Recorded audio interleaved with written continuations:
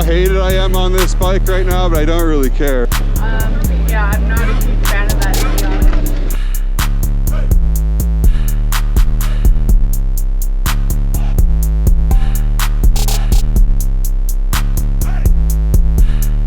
One person sideshow here. Are those 35s? These are actually some flights from like 10 years ago. Okay, so you gotta put the bike on a stand. After you got the bike on a stand or on some objects that keep the front wheel off the ground so it'll move, you basically need 2 Allen keys. I was looking for my wrenches, but I could not find them from the last time that I took the wheel off. So, yeah, that sucks, but you can take one off. So it's the same as always, righty-tighty, lefty-loosey. This is a 8mm Allen key. So I had 2 of them, there's 2 caps. They look like this. And then once you've done that, you're able to, well, you could have done this in any order. Honestly, it wouldn't have mattered. You want to undo these Allen bolts in the front right here. You don't have to undo them all the way, but you want to loosen them all off so that they're not clamping on the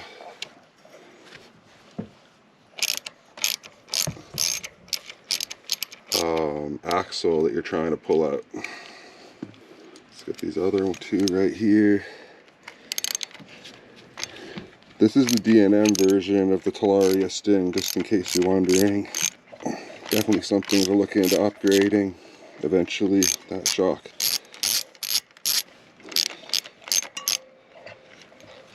Okay, so once you back these bolts off enough so that you're happy with that. The first time I ever did this, I actually needed something to push it out. So what I've done is I grabbed, this one's a 13, I'm gonna grab something a little smaller.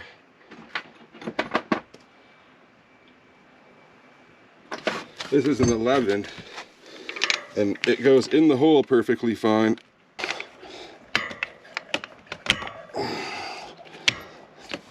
You can see I've actually pushed it through the one side, but it's still not through the other side yet. This is where you get a little bit of weirdness. Okay, so when you pull your wheel off, you want to pull it away from this brake caliper right here, but once that's out, if you were to hit your front brake, you're going to squeeze the caliper, you're going to squeeze the pads together, and you're not going to be able to get the rotor back in. So a lot of people like to put something in that when they take the wheel off. Okay, so we're going to pull this out, and you just need to shimmy it out here and make sure your bike doesn't fall over at this point, because there's nothing holding your bike up. Take your piece of take a piece of cardboard and just jam it in there, and then now you just know for sure you're okay. Little trick of the trade. When it comes to taking a tire and replacing it, you're gonna want to, you can see just right now, like the side nubs are about that high and the middle ones are fairly worn down, and yeah, so the first step is to get rid of the air. So you just gotta put something into that speed or into that valve stem and just bleed out the air. And once there's no more air in there, you can even get more out by standing on it a little bit. But just be careful, you don't want to like put tons of weight on the hub or anything, bend your rim up or anything. You just want to get the air out of the tire. So in my video prior to this, you saw me using one of these. This is this is for mountain bike tires. It's just not good enough. I would have never, for that bike frame, I put this UV strip that I have for to make your bike look all futuristic, and I probably wouldn't have done that if I should have put the tire on. I shouldn't have procrastinated putting the tire on last week. Should have just put this tire on before I put this ring on. I would have been much better off. Anyway, well, I got a couple tools here. Shout out to Backcountry Motorsports. I paid for these with my own money, but it's a good store in Squamish, or sorry, Pemberton. So check them out if you are in Pem and you need motocross stuff, because they got a lot of stuff, man. Anyway, got a tire lever here, and I got a bead holder.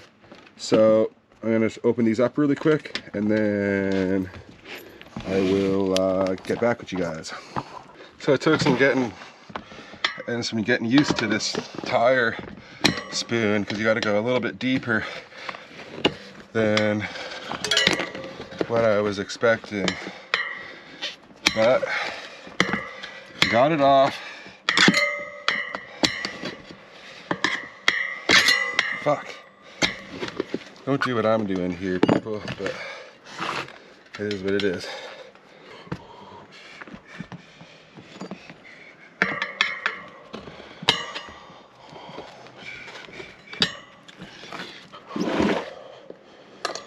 Put this in here backwards. And I was actually pretty able to use this to get the bead off. Yeah. There we go. I didn't need to fuck my rim up like I did. It's a lot easier. It's just this thing's so much thicker than what I was used to on the mountain bike one, that it made it a little bit tough to get that off. So I think I got it all off, but I think that the tube still got tons of air in it. This should be pretty easy though once I get it.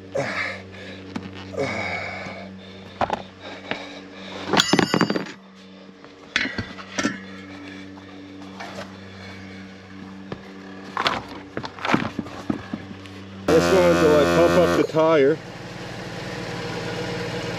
and then we're going to check it, see if it's okay. So we got the tube pumped up. I'm just going to put some water on it just to check, but I'm just going to check for leaks with this. With some water. I think we're good. I think we dodged a bullet on that. Okay, so what you're going to want to do when you do this is, I don't think there's a direction on this one, but you should check your tire to see if there's a direction. USP, front only. And it says it goes around like this. See this, people? It says front only, and it's got a directional arrow this direction. So what you want to do is verify what side your brake is. So the brake's on this side, which means the wheel goes this way, and it's supposed to be going directional only, front, that direction. So you want to put it on like this. So there you go. Just make sure when you're doing this kind of stuff that you verify if it's a directional tire or not, because save yourself a lot of pain in the ass.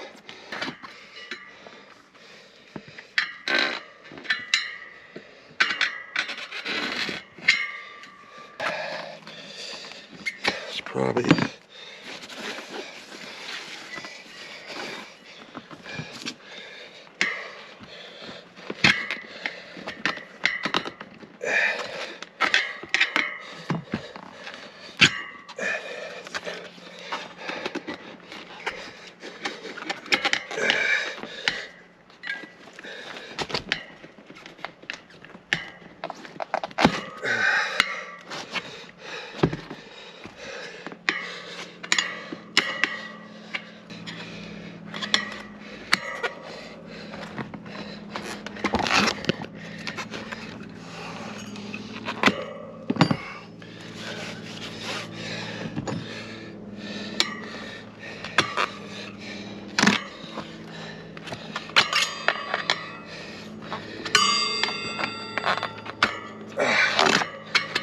Okay, so we have one side in.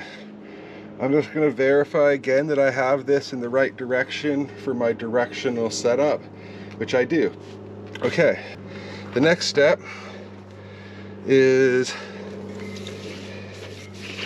getting this next part sorted out. Okay guys, what you need to do is you need to like hold the tire down in the places that you've now put it in. With a little bit of lube, I'm actually halfway there already.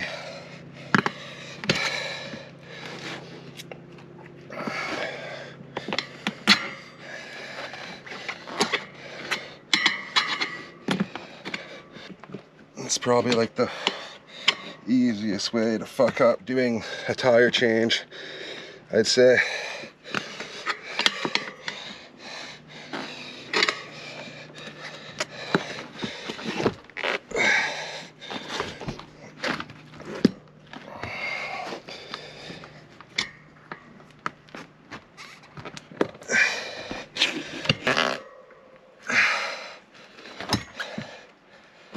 So you guys can see we're on that last. When I did the rear tire, I didn't have this metal tool. I just had the mountain bike one, and I was not able to get this on. But you can see it, I've just got this on. I don't know how much pressure we want. Now we got 28, which is probably too much, but we can take some out. So looking at this tire, it doesn't actually seem that much thicker. So you're gonna take out this piece of cardboard that we put in there to stop the brake from closing. You're gonna fish the tires through the hole, and then what you're gonna want to do is get make sure that you're somewhat lined up. It's easy to knock these spacers off, so you gotta like make sure you don't knock the spacers off. And then you just gotta start feeding this through. So I got one through there. I got it through the one wheel, and now what you're gonna need to do is get it to go through your spacer and you want to get it so that you're at the edge of the spacer and you can line up the wheel. What you're going to need to do is compress the one side of the shock, this thing flush in there, so that you're not like sticking out one side or the other side. Perfect, like this. And now what you're going to want to do is just take your bolts that go here. You're going to want to tighten these up. Tighten one up all the way. Like you can see, it's cinching this part into where it needs to go to. And now, it's like cinching the axle using the tension from the bolt. And now you're going to put the other side on. Okay, now this is where you need to have both of them. I usually use a Torque wrench for this, but I couldn't find the bit. So tighten them both so they're nicely tight. Like you don't want to over tighten them, but you don't want to under tighten those. The axle will never truly fall out because you also have this safeguard here of these 4 Allen bolts, and I usually tighten these to like 6 or 8.